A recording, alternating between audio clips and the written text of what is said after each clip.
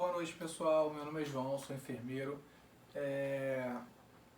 Desde antes de começar o tema, já quero agradecer ao professor Carlos por ter nos convidado para participar da Semana da Enfermagem aí, ao Gleidson também, coordenador de enfermagem.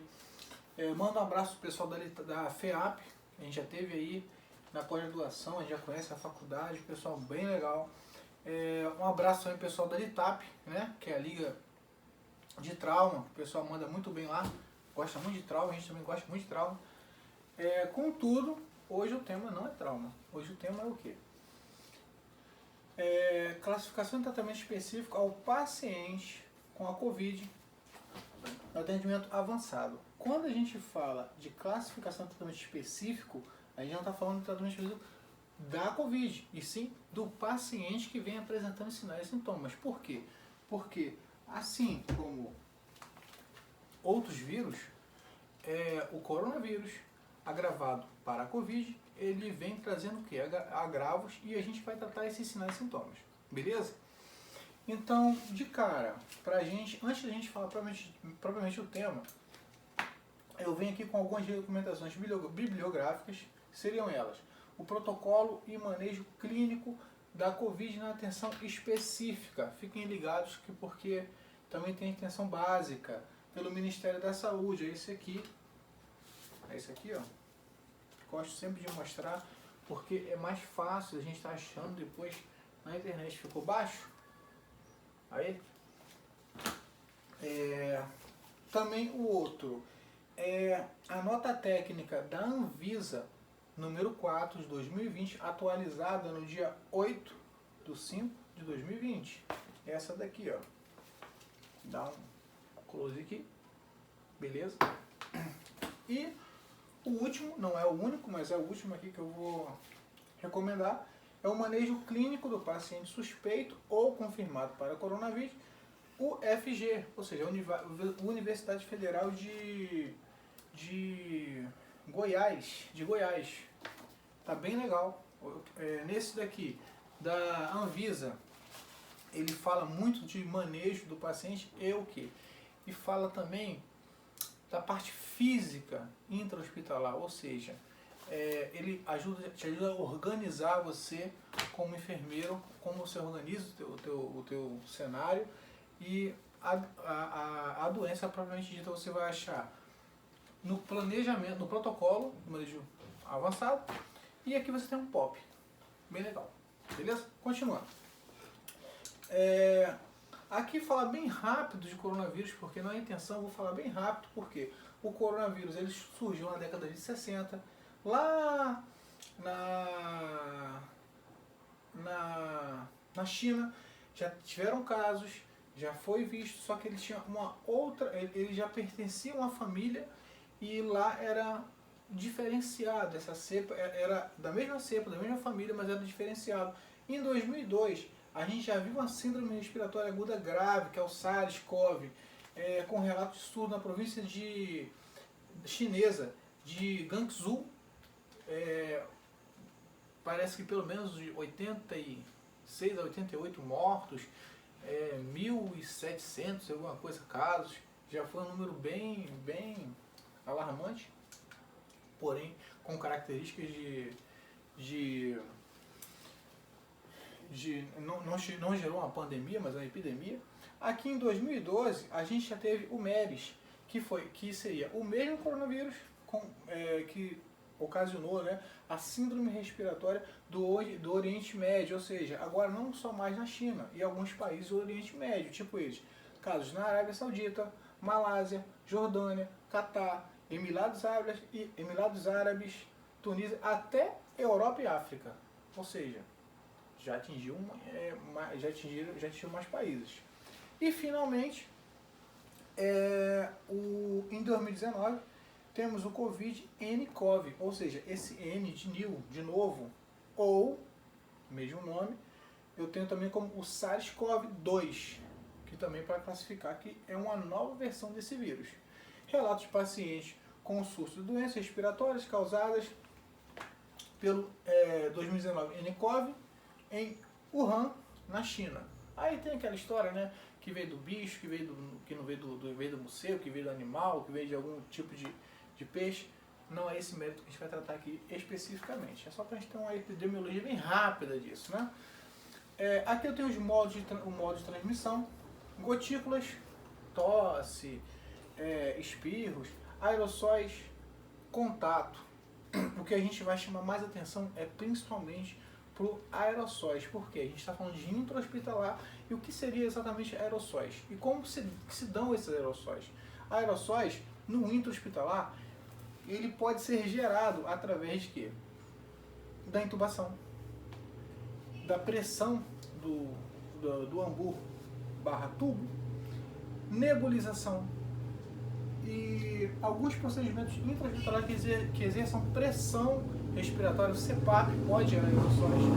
Então, fica a dica aí, ó, principalmente quando a gente fala de intra-hospitalar, que esse contato, além de gotículas e o contato propriamente dito, aerossóis.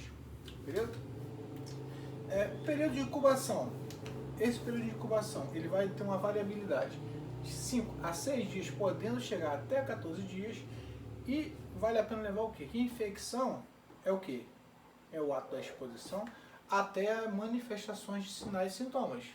Então, esse cara aqui, ele pode ficar até 14 dias, nesse período aí, ó, de boa, sem apresentar nada, nenhum tipo de sintoma, e ser um transmissor em potencial.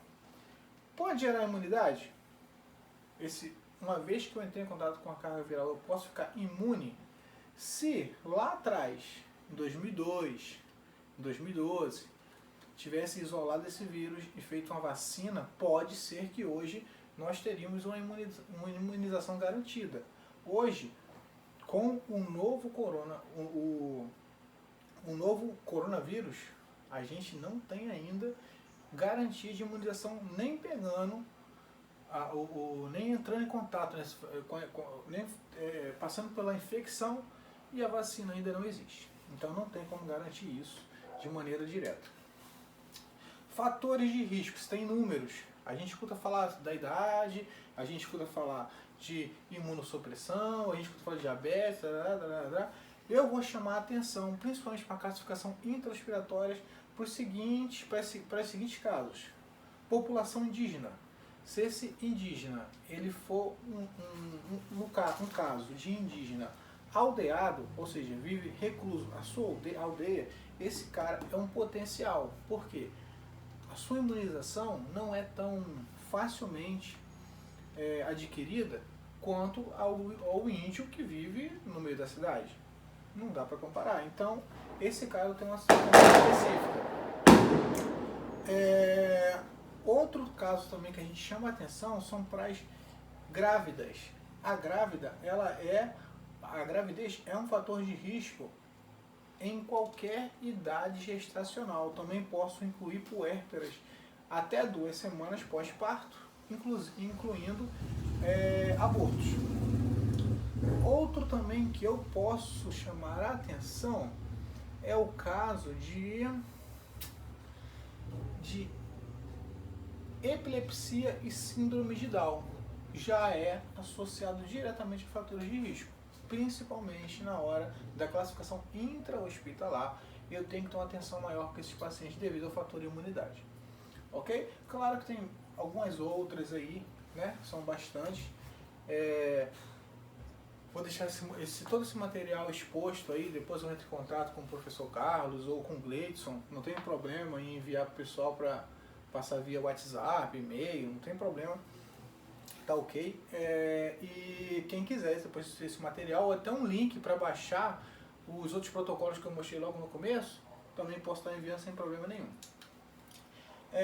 Esses principais sintomas aqui, principalmente a gente tem que chamar atenção para esse duo aqui de febre e tosse, que é febre, 83% dos casos, tosse, 82% dos casos. Os outros, eles vão diminuindo. Contudo, nenhum deles eu tenho que taxar como 100%. Ou seja, eu posso ter o paciente que eu não vou apresentar nenhum desses casos e serei um potencial transmissor. Ou seja, não tem como eu falar que se o cara teve o contato ou teve a infecção pelo coronavírus, ele evoluiu para o Covid. Vai lembrar que coronavírus é o vírus, Covid é a doença. Eu só gero o Covid-19 na forma agravada da infecção pelo coronavírus. Beleza? Só para a gente pautar e lembrar isso daí, né? Aqui eu tenho outros sintomas que vale a pena aqui salientar o quê? Anosmia e audinofagia. É aquela perda do sabor, aquela dificuldade em sentir o cheiro das coisas, que ela é bem presente logo no início dessa contaminação. Contudo, ainda não tem uma bibliografia, a bibliografia ainda não se entende ainda com o percentual delas, mas que existe. Aqui, nessa outra parte também de outros sintomas, deixo um asterisco aqui na conjuntivite, que ela está sendo de maneira aumentada, principalmente em pacientes que são imunossuprimidos, e alterações hepáticas, alterações de enzimas hepáticas, ok? Continuando, entre os exames de imagem, claro que para a gente falar que eu tive um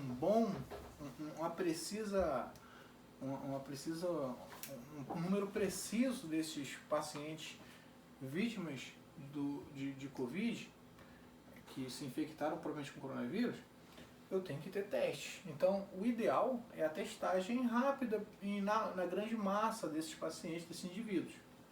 Contudo, a nossa realidade, o Brasil, a gente ainda não tem essa facilidade.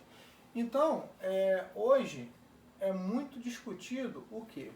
O exame de imagem, porque é rápido, barato, contudo gera um certo medo na população. Então, às vezes, o rapaz vai lá com a pneumonia, faz o exame de imagem, parece lá aquele aspecto de vidro fosco, tem pneumonia instalada aqui, ó. Tá vendo aqui, ó? Aqui também, ó. Contudo, no geral, ou na maioria das vezes, uma pneumonia, ela não se apresenta bilateralmente, ou quando se apresenta bilateralmente, é bem diferenciada.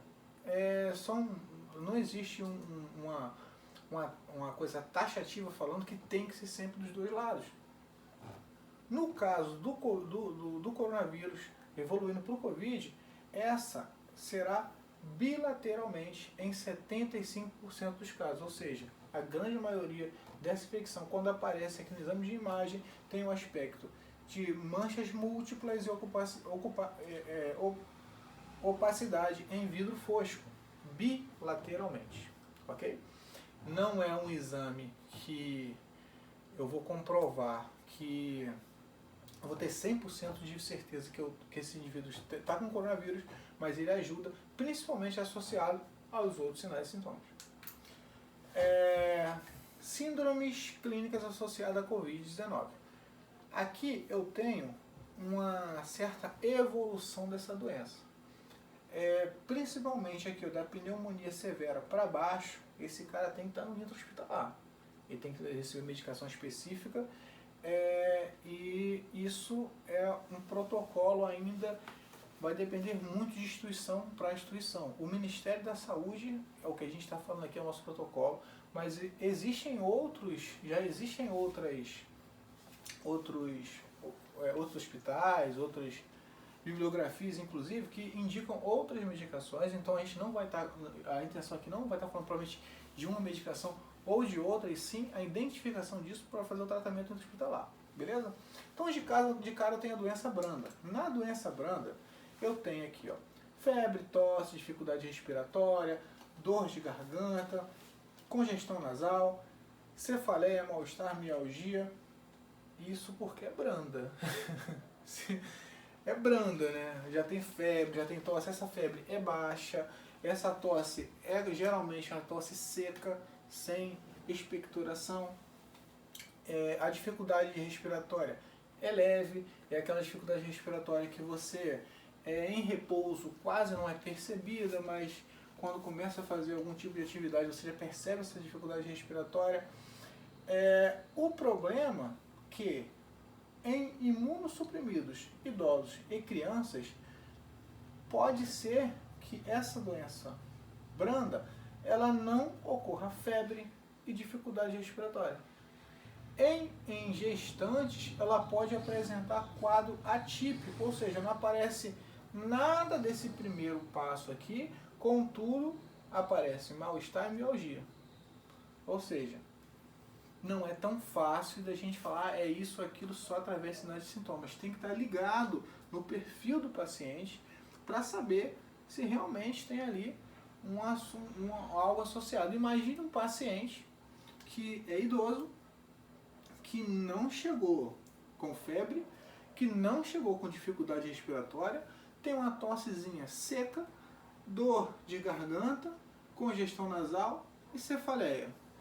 Eu posso já, de cara, classificar ele como um possível COVID, doença de forma branda? Posso, porque ele pode não apresentar febre e pode não apresentar dificuldade respiratória. Na verdade, o perfil dele pode ser esse. Beleza? Então é isso aí que a gente tem que ter cuidado na hora de identificar o tipo de paciente e como isso vai acontecer dentro de cada perfil. Aqui eu tenho a pneumonia sem complicações. Em adultos, a pneumonia sem complicações, ela vai atingir onde? De cara, infecção de trato respiratório inferior, sem sinais de gravidade. Ou seja, esse cara não vai ter grande quantidade de irritabilidade na região respiratória superior, contudo, a parte baixa, ou seja, brônquios, bronquíolos, esse cara pode ter aí tosse, esse cara pode ter a dificuldade respiratória. Aí essa dificuldade respiratória já é um pouquinho mais que a outra, ou seja, esse cara que mesmo em repouso, ele vai sentir um pouco de cansaço. Então já pode ser que esteja instalando a pneumonia sem complicações, ou com menores complicações. Em crianças, sem sinais de pneumonia grave, com tosse seca, dificuldade para respirar, respiração mais rápida. No caso aqui, em crianças, principalmente que lá que tem, a gente tem o quê? Batimento de asas de nariz, exposição e expansão, né, dos intercostais, das musculaturas acessórias. Então, em crianças, eu tenho mais do que cuidado na visualização do que batimento de asa nariz, exposição da musculatura intercostais e musculaturas acessórias. Em adultos, eu vou ter principalmente o que? A dificuldade respiratória associada a uma tosse seca periódica.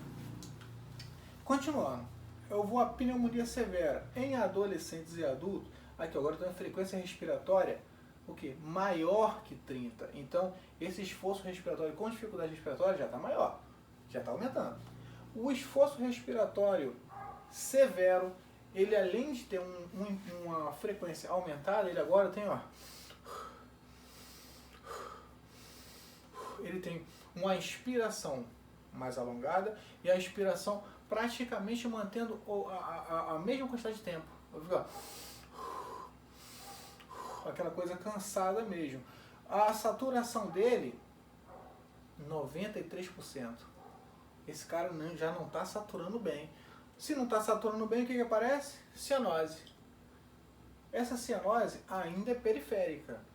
Disfunção orgânica, isso só no adulto. Essa cianose, eu já, de cara, eu vou usar o quê?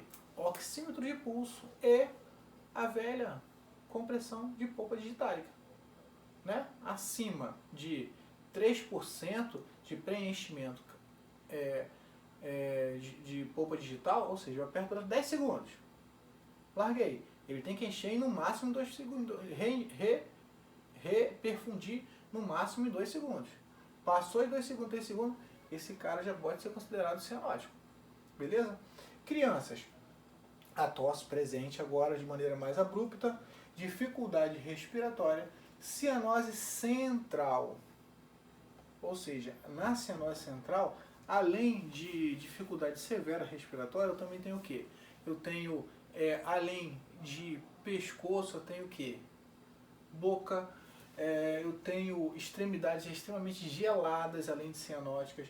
A SpO2 dessa criança vai estar, ó, no máximo em 90%, esforço respiratório severo, sibilos e musculaturas acessórias associadas à respiração grave, ou seja, distúrbios graves nessa respiração. Essa criança agora, além de ter aquela musculatura acessória de forma aumentada, também tem sibilos. A ausculta dela é clara e até mesmo sem ausculta. Já dá para saber, olhando para essa criança, que essa criança está com problema respiratório grave. Evoluindo, agora a gente tem o SARA. Síndrome aguda, síndrome da angústia respiratória aguda. Quase que não sai, né? Mas saiu. Síndrome da angústia respiratória aguda. Agravamento dos sinais e sintomas respiratórios. Alterações radiológicas. Agora isso vai aparecer de forma bem clara no raio-x. Agora esse raio-x será aquele raio-x bilateralmente fosco, opaco.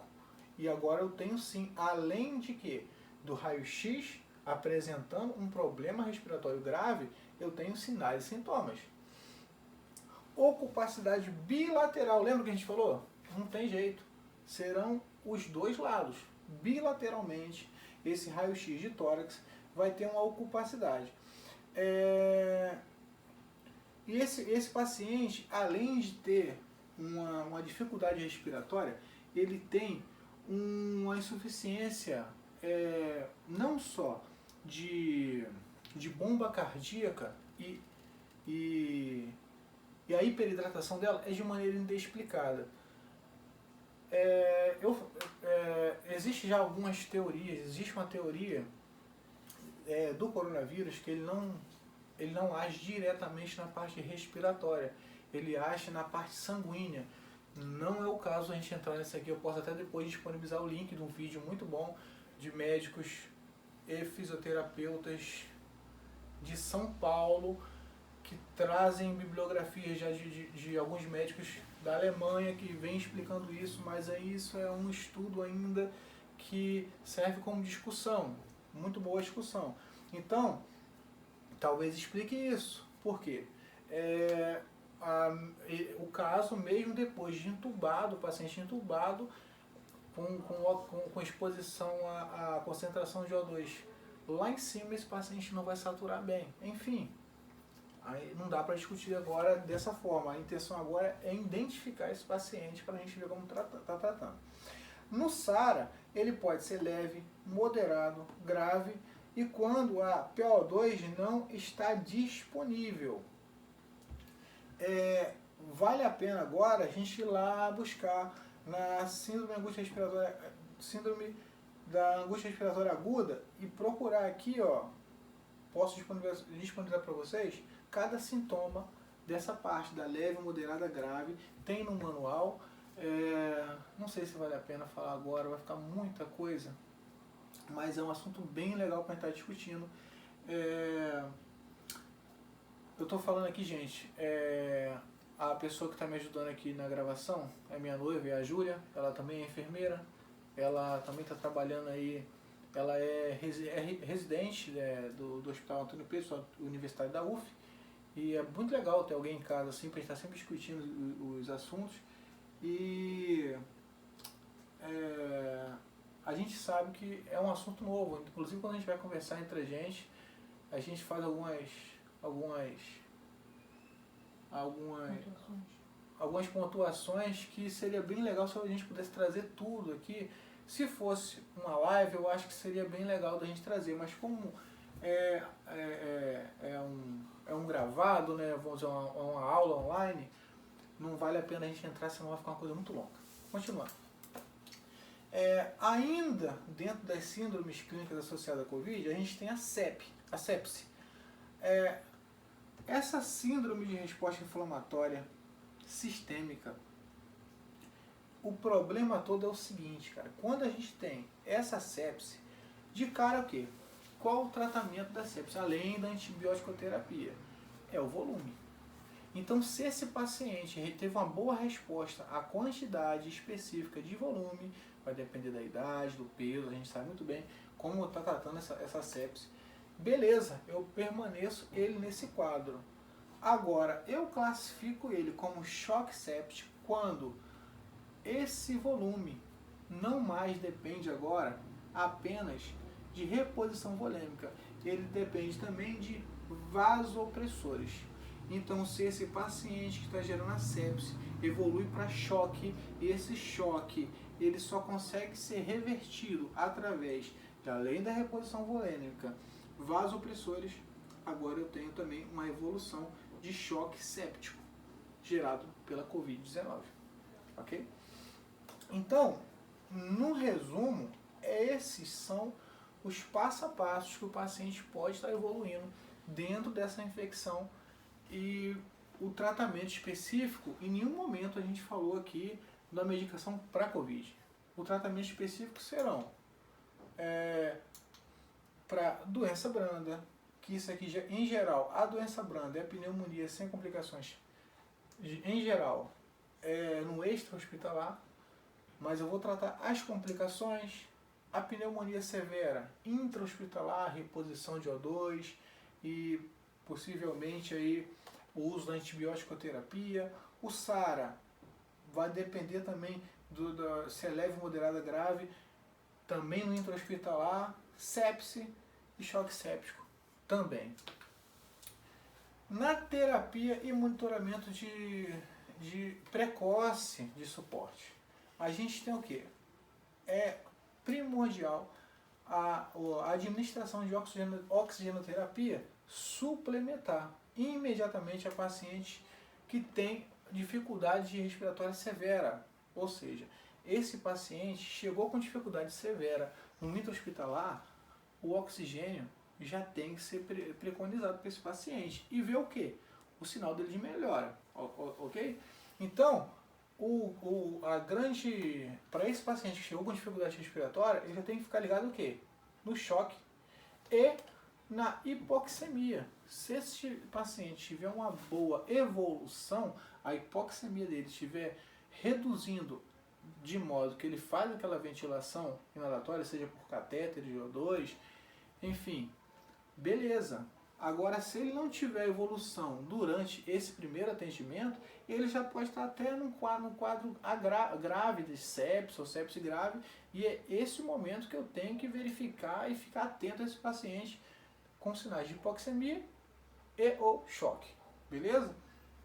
Claro que o choque aí o paciente vai estar diminuindo o nível de consciência, já é até mais fácil, né, da gente estar identificando, porém tem que ser verificado de maneira precoce. Administre antimicrobianos, ou seja, essa aqui é de maneira empírica, ou seja, ainda não existe um protocolo que qual é o melhor antibiótico para Covid, não existe. Existe o quê? Uma gama de medicações que vem fazendo, que tem melhores efeitos ou não, e com isso aqui é muito institucional. Na monitorização, os pacientes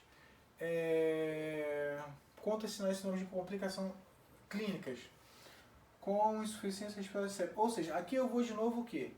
Ao paciente com insuficiência respiratória e sepse. Esse paciente aqui, ele tem que entrar no bando de tratamento de sepse. Como é complicado, né? Aí, se a gente for falar de bando da sepse, de tratamento da sepse, já entra num outro protocolo.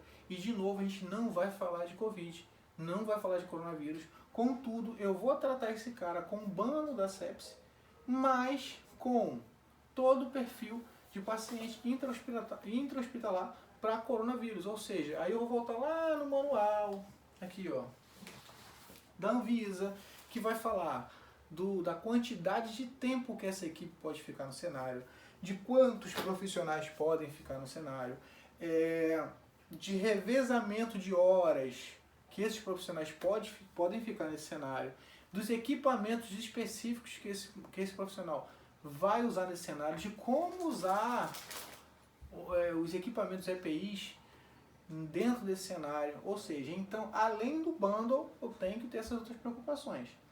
Ok? Continuando, aqui na oxigenoterapia, a gente já falou disso, a gente já falou da importância disso.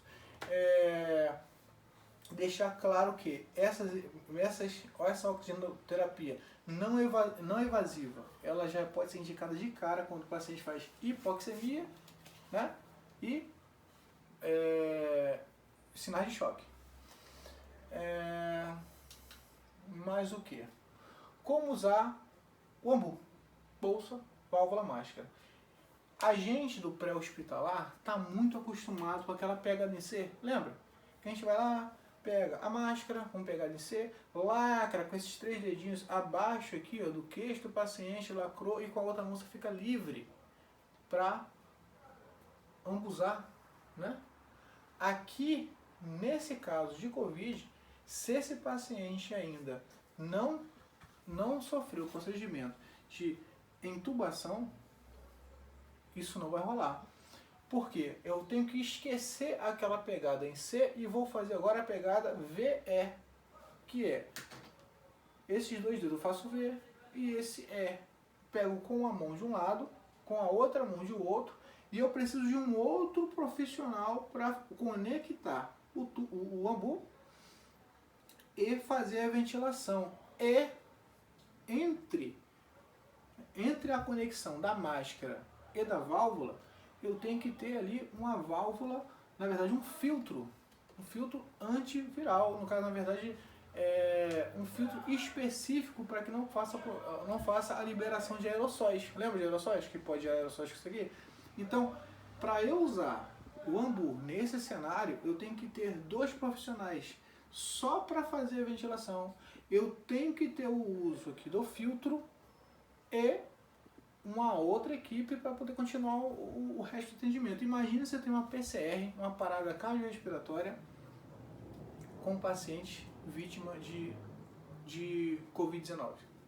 Olha a complicação. Já existe um protocolo de parada cardiorrespiratória para a Covid-19. Posso também depois mandar para vocês aí via rede social. É bem curtinho, é bem simples até, para quem já está acostumado com o protocolo de PCR, é bem simples e fala desse tipo de individualidade no atendimento. É legal ler. Gente, isso aqui saiu algumas semanas atrás, aí, acho que um mês pelo menos, um jornalista, isso eu vi, gente, falou em rede nacional aí, que esse tipo de tratamento para o Covid, o tratamento da insuficiência respiratória com paciente de barriga para baixo. Era para o vírus sair pela boca, isso foi palavras do jornalista, não minhas, tá, gente? E era para ele expelir melhor o vírus. Não, gente, não é isso. Esse tratamento com paciente com a barriguinha para baixo aqui é um tratamento da insuficiência respiratória hipoxêmica e síndrome do desconforto respiratório agudo, SDRA. Essa posição ela serve para quê? Para ter melhor expansibilidade do tórax, porque o paciente deitado lá no decúbito dorsal, ele vai ter compressão também dos pulmões, pelo próprio peso da anatomia do corpo. Agora, esse paciente em decúbito ventral, ele vai ter uma melhor expansibilidade do tórax, pulmões, e vai ter uma facilidade na ventilação. Então, esse conceito é apenas para isso, tá, gente? E está sendo usado também no tratamento quando o paciente tem muito desconforto em fazer a ventilação sentado ou deitado. A hidroxicloroquina, e aí? Eu uso? Eu não uso? Ora pode, ora não pode. O que a gente vai dizer da hidroxicloroquina? É muito famosa aí devido a vários meios aí associados ao tratamento. Pode, não pode? O que o manual vem falando sobre a hidroxicloroquina? Ele diz o seguinte: cloroquina e seu análogo hidroxicloroquina associado ou não à azitromicina, que é um associado muito importante para tratar os sinais e sintomas de maneira abrupta. Ela diz o seguinte: considerando a pandemia declarada pela Organização Mundial de Saúde e a situação da epidemiologia brasileira, orienta-se que o uso da cloroquina e seu análogo hidroxicloroquina em seguintes orientações. Então, gente, olha só, pode ser usado? Pode ser usado. Ela traz complicações? Traz complicações. O uso dos antimaláricos, no caso elas, não é isento de riscos e efeitos adversos, como retinopatia, distúrbios cardiovasculares, incluindo o aumento do intervalo QT, lembra daquela linha de eletrocardiograma? São descritos também náuseas, vômitos, dor abdominal, resto cutâneo e outras alterações neurológicas. Então, na forma grave, está sendo incluso hidroxicloroquina, sim. Contudo, se o paciente estiver isolado a não sofrer diretamente esse tipo de alteração, ou seja, se eu tenho um paciente que já é cardiopata, é indicado hidroxicloroquina no momento? Não. Se eu tenho um paciente que já tem por alguma outra comorbidade e ele já pode ter um histórico já de retinopatia, eu vou entrar com ela? É o custo-benefício. É o custo-benefício. Eu sei que esse paciente pode agravar ainda mais, mas se no primeiro momento que entrou a cloroquina fez uma melhora, pode ser que ela continue mesmo alterando ainda mais a comorbidade desse paciente. Então isso daí é um tratamento que será muito bem supervisionado e a gente vai depender do custo-benefício, ok? Esse aqui são as nossas referências, tem algumas outras aí. Principalmente eu deixo mais salientar, né? Não deixe de estar lendo aquelas recomendações que a gente falou logo no começo. Cadê, Júlia? Me ajuda. Essas recomendações vão te ajudar muito na compreensão dessa doença, de tratamento. A gente precisa muito saber lidar com isso, porque é a nossa realidade. Hoje em dia eu já faço parte de uma rede onde a minha atuação será nos hospitais de campanha, no meu caso aqui de São Gonçalo, eu moro em Niterói, e para tratar apenas com pacientes apenas com a Covid-19, ou seja, a forma da doença já agravada. Então é importante não só o profissional enfermeiro, mas o profissional fisioterapeuta, o próprio médico também, e técnicos de enfermagem, ou seja, é uma coisa muito nova para a gente saber identificar e saber como lidar, e essa evolução. Vale a pena lembrar também para os enfermeiros que há 2 semanas atrás saiu uma normativa COFEM que nos orienta enfermeiros a não só identificar os parâmetros respiradores, mas também instalar o respirador no paciente, ter um bom manuseio com o aparelho respirador e identificar momentos que esse respirador pode ser indicado ou não para o paciente. Ou seja, nós enfermeiros ainda temos essa dificuldade, a gente já tem essa dificuldade de estar lidando ali com o respirador. Contudo, o pessoal que está acostumado aí com terapia intensiva, beleza? Mas fica a dica. Então, pessoal, agradeço a atenção de todo mundo. Mais uma vez eu mando um abraço para a galera toda aí e até a próxima. Olha só, deixa eu só dar um adentro aqui. Na rede social, meu Instagram tá aqui, João Bainsta. Quem tiver alguma dúvida e que a gente puder sanar ou pedir algum material, pode chamar lá sem problema nenhum. A gente está sempre fazendo contato. Até a próxima. Tchau, tchau.